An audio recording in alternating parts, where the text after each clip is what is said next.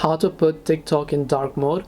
Hey everyone, welcome back to our channel. In today's video I'll guide you on how you can put TikTok in dark mode, so make sure to watch the video till the end. In order to put TikTok in dark mode, all you have to do is go ahead and then first of all make sure to launch the TikTok application here.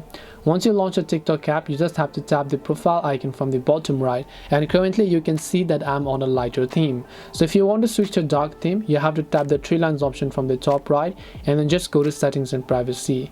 Then after that you have to simply go to the display settings here.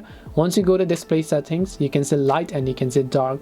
So to put TikTok in dark mode, just select the dark option and you'll be successfully switched to the dark theme. This way you'll be able to go ahead and then put TikTok in dark mode. Hope this video is very helpful. If you have got any more questions, feel free to also leave them down. Thank you very much for watching till the end of this tutorial and see you soon in our next video.